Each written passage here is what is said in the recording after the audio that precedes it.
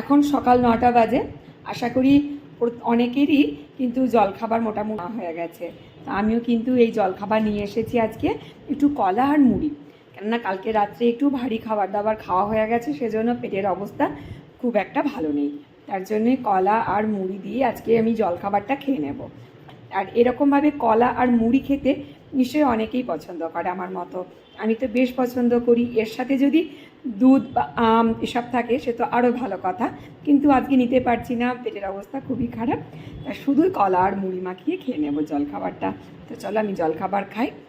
আর অলি গোল্ডির কী বানালাম চলুন সেটাই দেখায়। গোল্ডি কি খাচ্ছ? পাস্তা। পাস্তা, হ্যাঁ। আজকে বানিয়েছি আমাদের ব্রেকফাস্টে অলি গোল্ডির প্রিয় ব্রেকফাস্ট পাস্তা। আজকে আলু পেঁয়াজ ক্যাপসিকাম দিয়ে বানিয়ে নিয়েছি একটু। বেশ পাস্তাটা গোল্ডিরটা ঝাল দিইনি, আমাদেরটাতে ঝাল আছে, কেন তো ছোটো বাচ্চা অত খেতে পারবে না। তুমি খেতে পারো না ঝাল, তার জন্য তোমারটা ঝাল ছাড়া না। ভালো হয়েছে পাস্তা, ঠিক আছে।